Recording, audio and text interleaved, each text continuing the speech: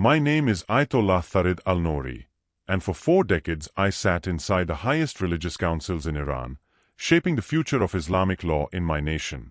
You don't know my face, but you've lived under policies I helped write. I trained the judges who enforce Sharia. I corrected the sermons that millions heard on Friday prayers. I was the man they called when Western ideas threatened to corrupt our youth. I believed I was serving Allah. I believed I was defending truth. I was wrong. Catastrophically wrong. And my deception didn't just harm me, it kept millions bound in a system that can never save them. On 12th January 2025, I died in a hotel room in Shiraz during a legal conference on Islamic jurisprudence. For 9 minutes, my heart stopped beating. For 9 minutes, the doctors declared me clinically dead. But in those 9 minutes, I stood face to face with Jesus Christ, not Isa the prophet we honor in Islam, but the risen Son of God who conquered death itself. He showed me things that shattered every certainty I'd built my life upon. He showed me a massive door, radiant and terrible, slowly closing. He told me it would begin narrowing after 2026. He showed me what awaits those who trust in their own righteousness instead of His grace. And He sent me back with a message, not for Muslims alone, but for every soul still breathing on this earth. What I'm about to tell you will destroy what's left of my reputation in Iran. My family has already disowned me. My students have turned away. The religious council has stripped me of my titles. But none of that matters anymore. Because I've seen what lies on the other side. I've seen the chasm between humanity and God that no amount of prayer can bridge. I've seen the only way across. And I cannot stay silent while the door is still open, even if it's closing. I am 68 years old. I was born in Tehran in 1958, just before the revolution that would reshape Iran forever. To understand how far I fell and how high grace lifted me, you need to know who I was before that night in Shiraz. January 2025 began like every other year in my career. Routine, predictable, heavy with responsibility. On the 5th day of the month, I received official notice from the Religious Council. I was to supervise a 3-day legal conference in Shiraz on Islamic jurisprudence and religious law. The topic was one I'd lectured on dozens of times: the application of Sharia in modern Iranian society and the defense against Western ideological infiltration. I spent the evening before my departure in my study, surrounded by stacks of legal texts and commentary volumes. The Quran sat open on my desk alongside modern fatwas and classical interpretations. I made notes in the margins of my speech, underlining phrases I wanted to emphasize: the sufficiency of Islamic law, the danger of compromise, our duty to preserve purity. Jahra appeared in the doorway with tea, her eyes showing that familiar mixture of pride and worry. "You are working too hard again," she said softly, setting the cup beside my papers. "You barely slept last week." "This conference is important," I replied, not looking up. "The students need to hear clear guidance. The West is pushing harder than ever. The students can wait." Her voice carried an edge I rarely heard. "Your health cannot." I waved her concern away. "I'm fine. I've done this 100 times." She stood there a moment longer, then left without another word. I didn't know then that this would be one of our last normal conversations. The flight to Shiraz the next morning felt identical to countless others I'd taken over 40 years. I reviewed my notes, prayed at the appointed times, and watched Iran pass beneath the clouds. Ancient land, modern struggles, eternal questions I thought I had answered. The conference hall buzzed with anticipation when I arrived. Younger clerics bowed respectfully. Senior scholars embraced me, their beards grey like mine, their certainty as fixed. The welcoming committee treated me with deference reserved for those whose opinions carried weight in Tehran's inner circles. "Ayatollah al-Nouri, your presence honors us," said the conference chairman, a former student of mine. "We eagerly await your keynote." The sessions moved through familiar territory: debates about marriage law, inheritance, the proper response to secular courts. I sat on elevated platforms, offered corrections, clarified points of contention. Young scholars hung on my words. I felt the old satisfaction. I was doing God's work. I was defending truth. On the second day, I delivered my keynote address, defending Islam in the modern age. The West offers freedom, I told the packed auditorium, my voice carrying to the back rows, but it is freedom that leads to chaos. They offer democracy, but it is democracy that undermines divine law. They offer tolerance, but it is tolerance that dilutes truth. The audience murmured approval. We must remain unmovable, I continued, gripping the podium. Our certainty must be unshakable. Islam is not one path among many. It is the only path to Allah. How could I have known that within hours, every word would turn to ash in my mouth? Throughout that day, fatigue crept through my body. My chest felt heavy. My breathing seemed shallow. I ignored it. Important men don't complain about discomfort. I pushed through the afternoon sessions, the final debates, the closing remarks. When it ended, colleagues surrounded me with congratulations. Brilliant as always, Ayatollah. Your clarity gives us strength. May Allah reward your faithfulness. I smiled, shook hands, accepted their praise. But walking to my hotel, each step felt heavier than the last. I entered my room just after 9 p.m., exhausted but satisfied. Another conference completed. Another generation of students fortified against deception. Another small victory for Islam. I removed my turban and set it carefully on the dresser. I performed ablution in the bathroom sink. I sat on the edge of the bed to untie my shoes. I believed that night would end like hundreds before it. I was wrong. The tightness started in my chest as I bent to untie my second shoe. At first, I thought it was indigestion. Perhaps the lamb at dinner had been too rich. I pressed my palm against my sternum and took a slow breath, waiting for it to pass. It didn't pass. The pressure increased, spreading across my ribcage like an iron band tightening with each heartbeat.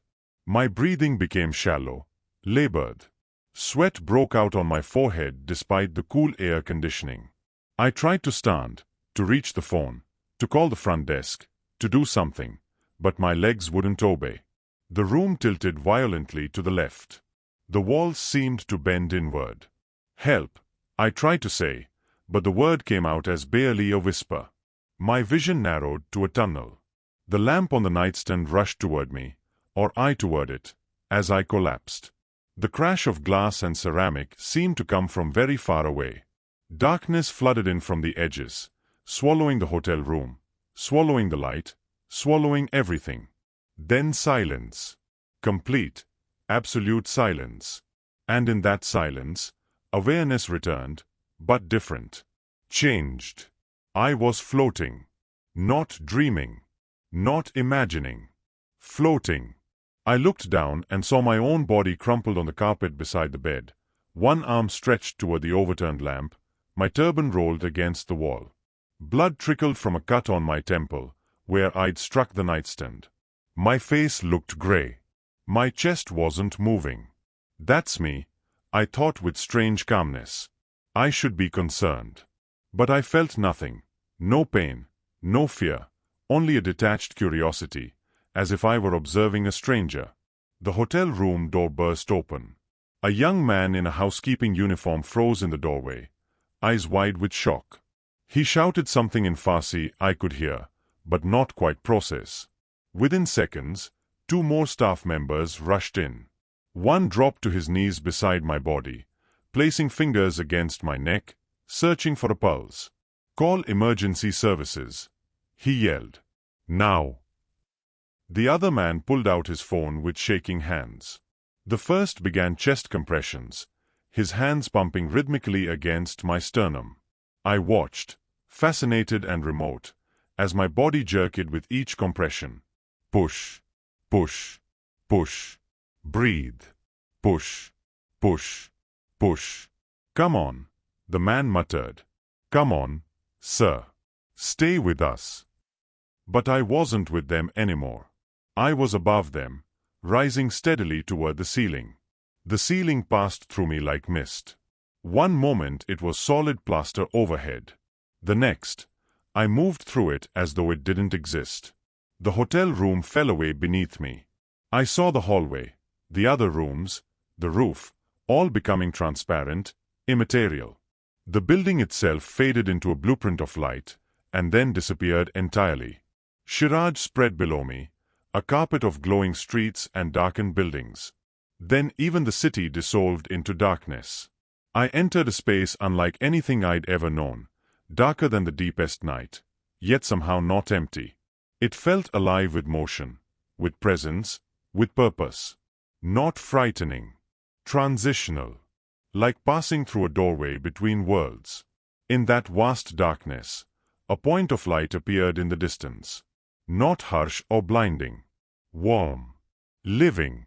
It pulsed with a quality I'd never experienced, as if light itself could be intelligent, could be aware, could welcome. I wasn't moving toward it by choice. I was being drawn. Pulled gently but irresistibly, like iron to a magnet, like a child to home. The closer I came, the more the darkness transformed. Fear I didn't even realize I'd carried my entire life, began dissolving. The questions that haunted my prayers, the doubt I'd buried beneath scholarship, the terror of standing before Allah's judgment with an uncertain scale, all of it melted away. The light wasn't just illuminating space. It was illuminating me. Peace flooded through my being, wave after wave, more complete than anything I'd found in 40 years of prayer. The air itself, if it could be called air, felt warm and intelligent and welcoming, as though it recognized me before I understood where I was going. I thought I knew what death would bring. I'd thought about it for decades. I described the questioning angels, the weighing of deeds, the fearful reckoning before Allah's throne. I was unprepared for what awaited. Utterly, completely unprepared. I stepped out of darkness into brilliance. The transition was instantaneous, one moment traveling through shadow, the next standing on ground that shimmered like glass mixed with molten gold. The surface beneath my feet was solid yet luminous, as if light flowed through its very substance. I looked up and gasped. Mountains rose in the distance, not dark and earthen but glowing within a radiance, their peaks crowned with colors I had no names for. Rivers wound through valleys below, but these weren't ordinary waters. Light flowed within them, moving and alive, casting dancing reflections across everything they touched. The sky above wasn't blue but radiant, pulsing gently as if the atmosphere itself was breathing. I looked down at my hands. They were young. The age spots were gone. The wrinkled, weathered skin of a 68-year-old man had been replaced by the smooth, strong hands of my youth. I touched my face. No sagging jowls, no deep creases. I stood straighter than I had in decades. The chronic pain in my lower back, the stiffness in my knees, the weight of age, all gone. No pain. No weight. No weariness. Jannah, I whispered. This must be Jannah. Islamic paradise. The gardens promised to the faithful. I had made it. My deeds had been enough. Allah had accepted me. But even as the thought formed, something felt wrong. Not wrong in a threatening way, wrong in a more profound sense. This place felt different from the paradise I'd thought about for 40 years. More personal. More intentional. As if it had been designed not for the masses but specifically, intimately, for relationship. I began walking, my feet moving soundlessly across the golden ground. Flowers bloomed along a path I hadn't noticed before, blossoms that seemed to sing silent harmonies as I passed. Trees stood in groves, their leaves shimmering with what looked like captured starlight. Every detail overwhelmed my senses with beauty so intense it almost hurt. Yet I was alone. No other souls. No crowds of the righteous. No angels announcing my arrival. Just me and this breathtaking, terrible beauty. I walked further, my wonder tinged now with confusion. Where were the others? Where were the guides? In Islamic teaching, death brings immediate questioning, judgment, assignment. But here, nothing but invitation into deeper beauty. Then I felt it. A presence. Not distant or abstract. Close. Immediate. The air itself shifted, becoming charged with something I could only describe as concentrated love and holiness. The atmosphere grew heavier, not oppressive, but weighty with significance, as if reality itself was bending around something infinitely important. I stopped walking. Every instinct told me I was no longer alone. My heart, if it could still be called a heart, began to pound. Not from fear, but from recognition I didn't yet understand. The presence behind me was so powerful, so utterly pure, that turning to face it felt like standing at the edge of a cliff, knowing that what I saw would change everything. I turned. And I saw him. He stood perhaps 10 feet away, and yet the distance felt both infinite and non-existent. He was clothed in light, not reflected light from some external source, but light that originated from within him, pouring out in waves of glory that should have blinded me but instead drew me closer. His face was both terrible and beautiful. Authority radiated from him without a trace of threat. Love flowed from his presence without limit or condition. His eyes met mine, and I understood immediately. These eyes didn't scan me, searching for information. They knew me. Every sermon I'd ever preached. Every private sin. Every proud moment. Every fearful doubt buried beneath religious performance. He knew it all, had always known it all, and somehow still looked at me with an expression I couldn't name. My knees buckled. Islamic teaching flooded my mind.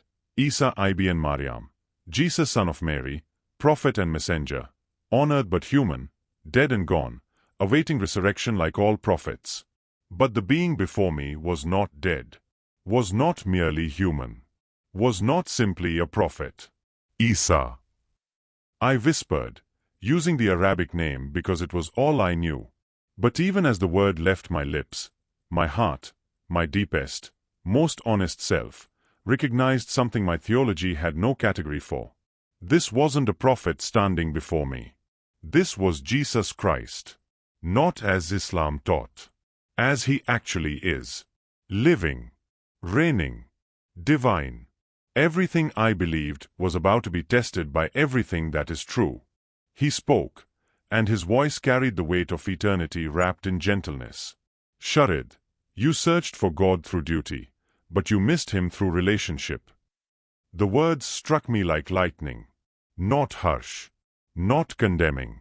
Simply true, so devastatingly true that 40 years of carefully constructed certainty began to crack. Tears I didn't know I was holding burst from my eyes. Not polite tears. Decades of tears, every midnight doubt, every anxious prayer, every desperate hope that my deeds would be enough, every haunting question I'd silenced with more work, more study, more rules. I collapsed fully to my knees, shoulders shaking. I know, Farid, he said, stepping closer. I know every sermon you gave, declaring that I was merely a prophet. I heard every word. I know the pride you felt when students feared you. I saw the contempt you held for Christians who called me Lord. I witnessed every lie you told yourself to maintain your certainty. I couldn't breathe, couldn't speak. He knew everything. But I also know, he continued, and now his voice softened impossibly further, the questions you whispered at night. The fear that haunted you after every prayer. The terrifying doubt. What if I'm wrong? What if it's not enough? How? I choked on the word. How do you know? Because I've always known you. I knew you before you were born. I've been waiting for you. Instead of the judgment I deserved, I felt only invitation. Love without limits. Acceptance without conditions. You defended religion, Jesus said, extending his hand toward me, but you never let truth defend you. I looked up through my tears, and froze. His hands. Scars ran through his palms. Not faded. Not symbolic. Real wounds, healed yet permanent, glowing with the same light that emanated from his being. What? I whispered, staring. What are those? He knelt before me, still radiant, still overwhelming, bringing himself to my level. He held his hands out, palms upward.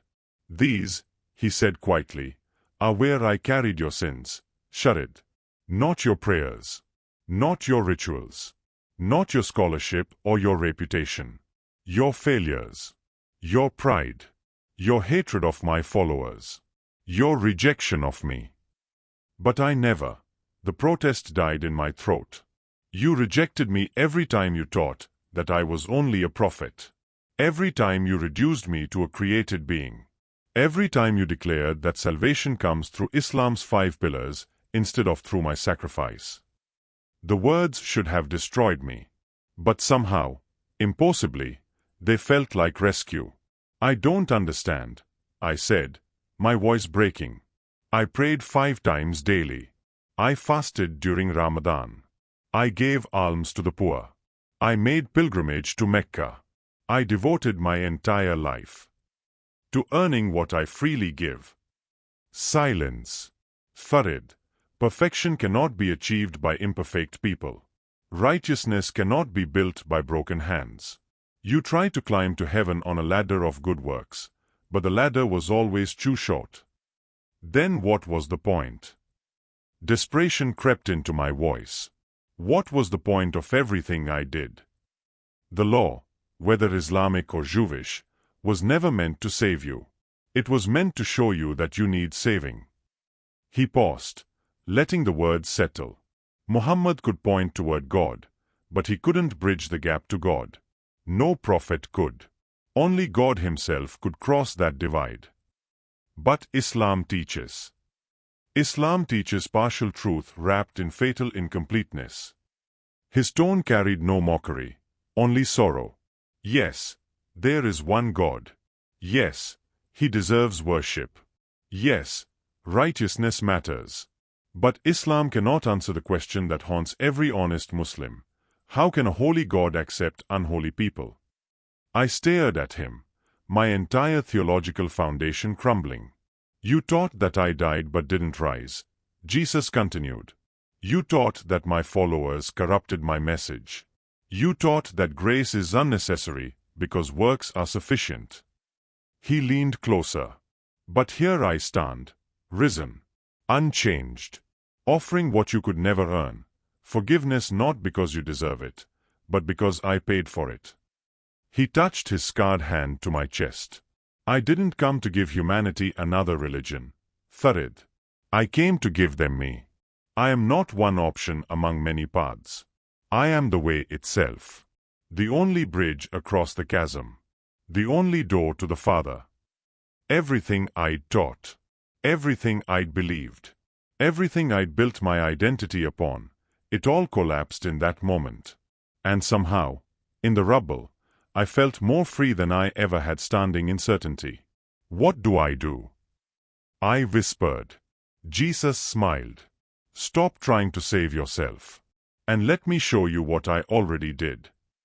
With a gesture, the world transformed. We stood suddenly at the edge of an abyss so vast it made the Grand Canyon look like a crack in pavement. On one side, where I stood with Jesus, humanity stretched endlessly. Billions of souls across every era, every culture, every religion. On the opposite side blazed glory so intense I could barely look at it. The radiant presence of God the Father, holiness in its absolute form. Between them, nothing but darkness.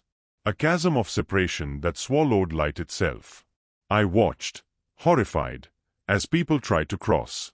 Muslims like myself appeared, stacking prayers like bricks, laying them across the void. They added fasting, pilgrimage, charity, Quranic recitation, building bridges of good works that stretched outward with impressive dedication. But halfway across, every bridge crumbled. Every person fell into darkness, screaming. Christians came next, carrying their religious performance, church attendance, baptism certificates, moral behavior. They built elaborate structures of ritual and tradition. The bridges reached further but still collapsed, plunging souls into the abyss. Hindus approached with karma and reincarnation. constructing intricate cycles of cause and effect. Buddhists brought enlightenment and meditation. Atheists carried morality and human goodness, convinced that decent behavior would be enough. Every attempt, every religion, every human effort, all of them collapsed. All of them fell short. Why? I cried out, my voice breaking with anguish. Why can't they reach it? They're trying so hard. Look at their dedication, their sincerity. Jesus turned to me, his expression filled with compassion. Because perfection cannot be built by broken hands, Farid. The gap between holy God and sinful humanity is infinite. No finite effort can cross infinite separation. Then it's hopeless. Despair flooded through me. If even the most devoted fail, it would be hopeless, Jesus said quietly, if humanity had to build the bridge. He stepped forward, toward the edge, toward the impossible chasm. And then, I watched, unable to breathe. His body began to change. Not diminishing, expanding, stretching across the void like living light made solid. His arms extended impossibly wide, his form bridging the unbridgeable distance. Light exploded from him in waves of glory as his body became the way itself, connecting humanity to God, earth to heaven, sin to redemption. He didn't build a bridge. He became the bridge. His feet remained planted on humanity's side. His hands reached the other shore, touching the very presence of God. And his body, scarred, glorious, unbreakable, stretched across the entire divide. Come. His voice echoed across the chasm. The way is open. People began to move. Not carrying merit this time. Not stacking works. Simply walking forward in trust, stepping onto him, crossing on him. I watched a Muslim woman release her prayer beads and step onto the bridge of Jesus. A Hindu man let go of his karmic calculations and crossed. An atheist who would build his life on self-sufficiency took a trembling step of faith. Christians who would trusted in ritual abandoned it for relationship and walked forward. They walked on him. And he bore their weight gladly, joyfully, as if each step brought him pleasure rather than pain.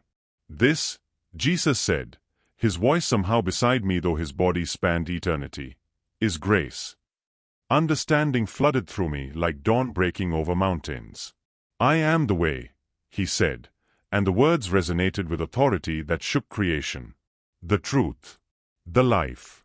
No one comes to the Father except through me. Not arrogance. Reality. Not exclusion for cruelty's sake. Exclusion because only God himself could bridge the gap that sin created. Islam taught me to build, I whispered, tears streaming again. You are offering to carry. Yes. All my prayers, my fasting, my scholarship, they were never enough. They were never meant to be. They were meant to show you your need. I stared at the bridge of his body, at the impossible made possible, at divine love stretched across human failure. Then a question rose, one I'd never dared ask before. What about those who never heard your name? Tribes in distant lands? People who died before you came? Jesus' expression softened with mystery. The Father judges hearts, not just knowledge. I am the only way, but the Father's reach is longer, and his mercy deeper than human theology comprehends. Some who never heard my name still responded to the light they were given. And I met them here, on this side of eternity, as I'm meeting you now. He paused, then added firmly, but those who heard and rejected? Those who chose other paths when the way stood before them?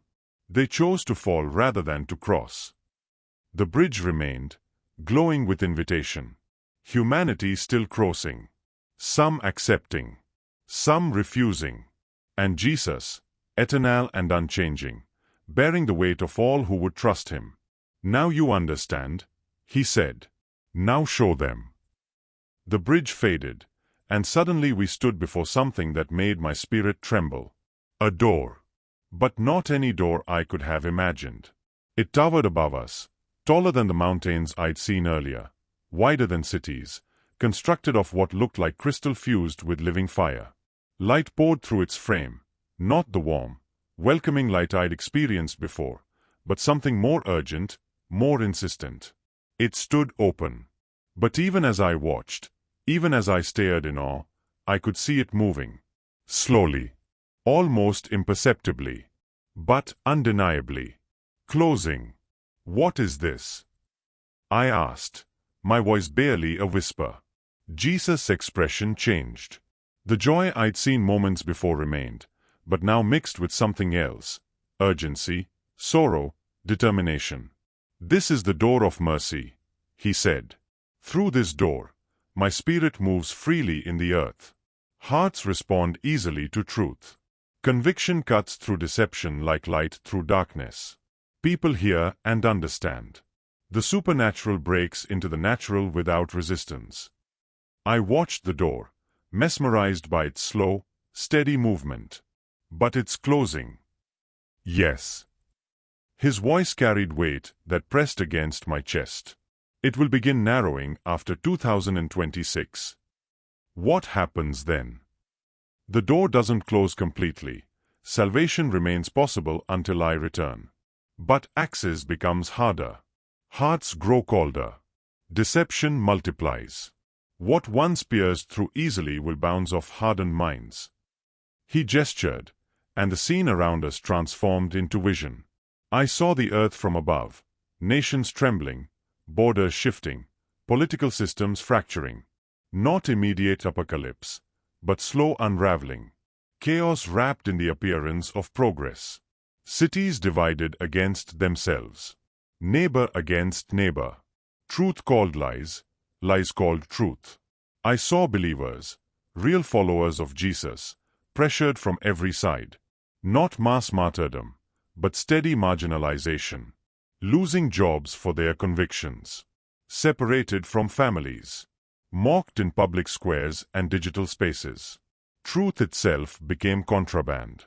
Speaking it brought consequences. Social media platforms censored it.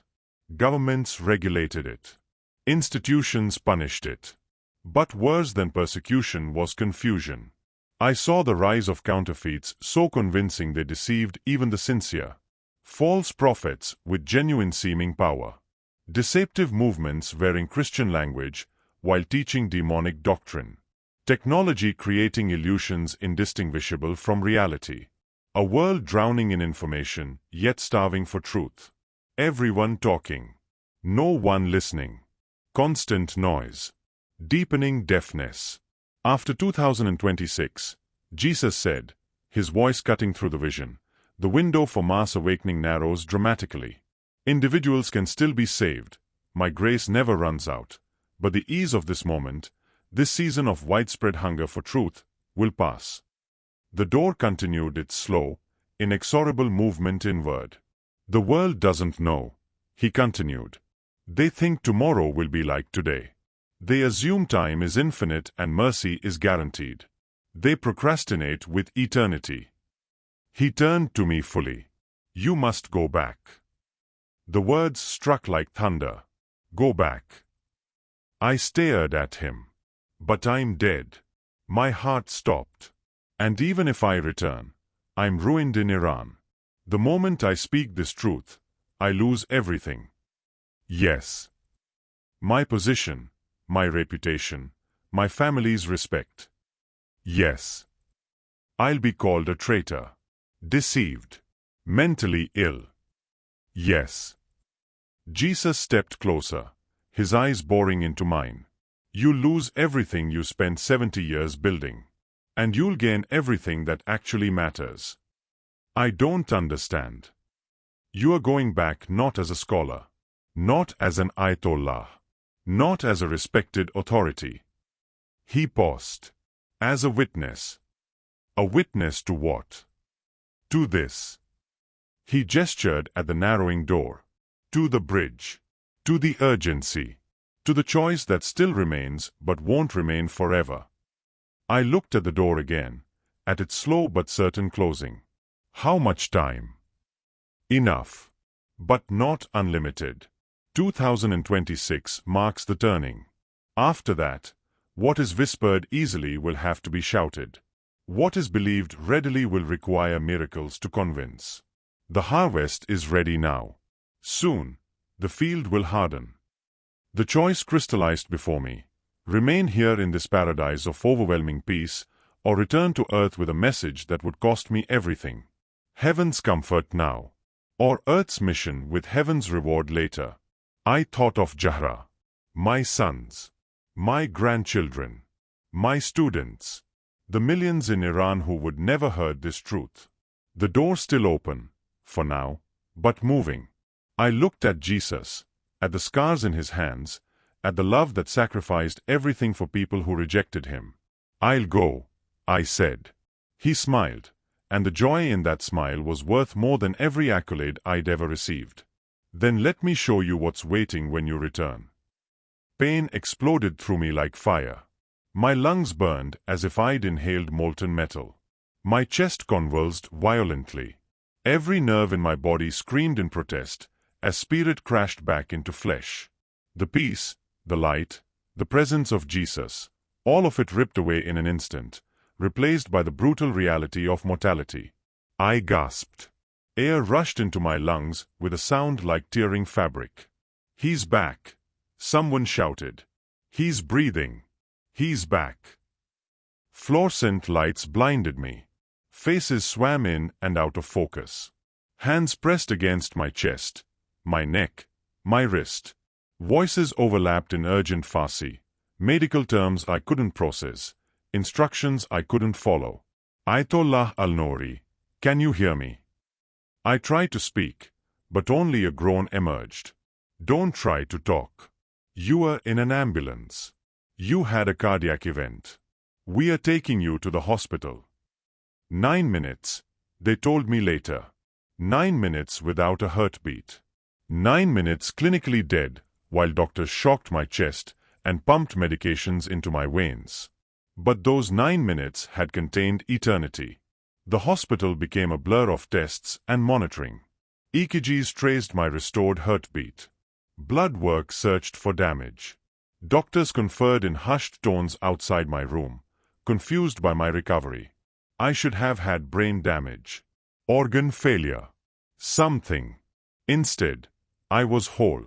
Physically, at least. But spiritually, I was someone entirely different. Jahra arrived within hours, her face streaked with tears, our 3 sons close behind. They surrounded my bed, touching my hands, my face, assuring themselves I was real. The doctors said you were gone, Jahra whispered. They said your heart stopped for 9 minutes. It did. I managed. But you are here. You came back. I looked at her, this woman who had stood beside me for 43 years, and wanted desperately to tell her everything. But the words stuck in my throat. Who would believe me? The first 3 days I remained silent, recovering physically while wrestling internally with the gulf between what I'd experienced and what I could explain. The doctors released me with warnings about stress and cardiac monitoring. We returned to Tehran. Everything looked different now. The mosques seemed hollow. The call to prayer sounded like echoes in an empty room. When I opened the Quran, the words felt incomplete, pointing towards something they couldn't reach. On the 4th night home, I told Jahra. We sat in our bedroom, door closed, and I described everything: the floating, the realm of light, Jesus, the bridge, the closing door, the warning about 2026. Her face went through stages: concern, then fear, then something close to horror. Sharid, you were oxygen deprived. Your brain. My brain was fine. The doctors confirmed it. Then it was a dream. A hallucination from the medications. It wasn't. I took her hands. Jahra, I met him. I saw the truth. Everything we've believed, everything we've taught, it's incomplete. Tears filled her eyes. Don't say that. Please don't say that. I have to. The door is closing. Stop. She pulled away. You are scaring me. You sound insane. The word hung between us like a blade. A week later, I attended my first religious council meeting. They welcomed me warmly, praised Allah for my recovery, asked about my health. I sat in my usual seat, surrounded by men I'd worked with for decades, and felt like a stranger in a foreign land. We discussed legal interpretations, Sharia applications, responses to Western cultural threats. I tried to participate, tried to care, but all I could see was the bridge they were missing. The door they didn't know was closing. Halfway through the meeting, I stood. "Brothers," I said, my voice shaking, "I need to tell you something." Silence fell. All eyes turned toward me. When my heart stopped in Shiraj, I left my body. I encountered Jesus Christ, not as a prophet, but as the risen Son of God. He showed me that Islam cannot save us. Our prayers, our works, our devotion, they're insufficient. Only Jesus bridges the gap between humanity and God. The silence stretched impossibly long. Then chaos erupted. "This is blasphemy. He's been deceived by Satan." The cardiac arrest damaged his mind. "You are calling us, calling Muhammad, liars." I remained standing. "I'm telling you what I saw, what I know now to be true. Jesus is the only way." The council chairman, a man who would be my friend for 30 years, looked at me with something between pity and disgust. "Ayatollah al-Nouri, you are clearly unwell. We strongly suggest psychiatric evaluation and spiritual counseling." "I don't need." This meeting is adjourned. Within a week, the official notices arrived. My position was revoked. My titles stripped. Students I'd mentored for decades avoided eye contact. Colleagues I'd worked alongside crossed the street to escape me. My sons came to the house, angry and pleading. "Father, recant this madness. You are destroying our family's name. Just say you were confused. Say the medications affected you. Save yourself." Jahra wept in our bedroom. "Please, Farid. For me. For our grandchildren. Stay quiet." But I couldn't. How could I? I'd seen the bridge. I'd seen the door, slowly closing, and the world rushing toward it in ignorance. I'd lost everything. But I'd found everything. And the cost, however high, was worth it. The recording appeared online 3 weeks after my testimony to the council. Someone had secretly filmed the moment I stood and declared what I'd seen. The video was grainy, shot from a hidden phone, but the audio was clear. I encountered Jesus Christ, not as a prophet, but as the risen Son of God. Islam cannot save us. Within hours, it spread across Iranian social media. Ayatollah claims to have met Jesus. Senior Islamic scholar converts to Christianity. Religious leader goes insane after cardiac arrest. The initial response was exactly what I expected. Mockery, outrage, condemnation. Hashtags demanding my arrest trended in Tehran. Religious authorities issued statements declaring me mentally unstable and spiritually deceived. But something unexpected happened. People watched. And kept watching. The video crossed borders, first to Iraq, then Lebanon, then across the entire Middle East. Muslims who would never heard of me suddenly knew my name. Some condemned. Some mocked. But others began to question. Comment sections filled with debates. What if he's telling the truth? My cousin had a similar experience. I've always wondered about Jesus. The curiosity spread like wildfire, and with it, the video went global. Christians worldwide erupted in prayer and celebration.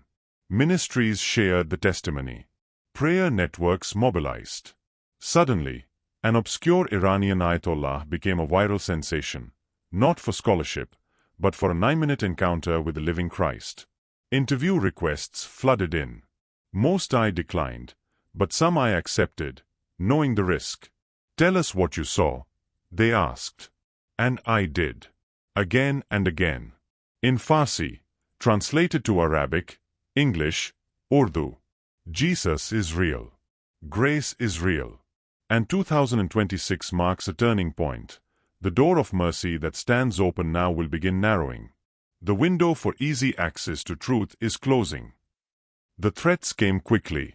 Anonymous messages promising death. Fatwa rumors.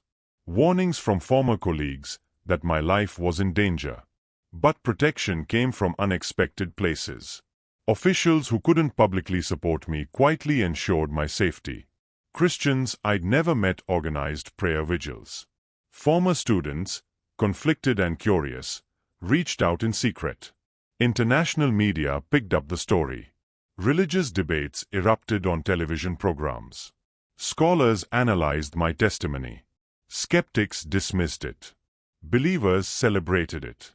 I was no longer Ayatollah Farid al-Nouri, respected scholar. I was Sharid the witness. Sharid the convert. Farid the warning voice. My transformation was complete. Speaking opportunities came, mostly underground gatherings, online conferences, secret meetings in homes. I shared the message everywhere I could. The bridge, the door, the urgency of 2026. And then the reports started coming in. A young imam in Qom had a dream of Jesus and left Islam. A university student in Tehran watched my video and surrendered her life to Christ. A family in Mashhad began studying the Bible in secret. Muslims across Iran and beyond were encountering Jesus, not through my eloquence, but through the same Spirit who would met me in that heavenly realm. The ripple effect was both beautiful and brutal. Families divided. Marriages strained. Parents disowned children. Children abandoned parents. But souls awakened. I won't pretend the cost wasn't real. I lost my reputation, my position, my security. Jahra struggles daily with the shame our family now carries. My sons barely speak to me. Former friends cross streets to avoid me. But I lost everything and found everything. Because now I know Jesus, not as distant deity demanding performance, but as present Savior offering relationship. Now I have certainty not based on the scale of my deeds, but on the sufficiency of His sacrifice. Now I carry peace that doesn't depend on whether I prayed enough, fasted perfectly, or earned my way. Grace is not a concept anymore. It's a person I met. A bridge I saw. A door that remains open. For now. Today, as I record this testimony, the door still stands open. But it's moving. I've watched it in the spirit realm. That slow, inexorable closing that accelerates after 2026. This is not a message designed to frighten you into faith. Fear is not the foundation of relationship with Jesus. But urgency is appropriate when the window of opportunity is narrowing. To every Muslim reading this, the God you seek through 5 daily prayers wants relationship, not ritual. The paradise you hope to earn through good works is freely given through grace. The Jesus you honor as prophet is actually Lord, risen, reigning, waiting for you to know Him truly. To every person of any faith or no faith, the bridge between humanity and God exists. I've seen it. It's not religion. It's not morality. It's Jesus Himself, stretched across impossibility, inviting you to walk across on Him. The door is still open today. But it's moving. 2026 is not arbitrary. It's prophetic. After it passes, salvation remains possible, but access becomes harder, deception louder, hearts colder. Don't let religious certainty keep you from divine truth. Don't let fear of loss prevent eternal gain. Don't assume tomorrow is guaranteed. Jesus is not distant. He's not disinterested. He's not waiting for you to become worthy. He's waiting for you to trust Him.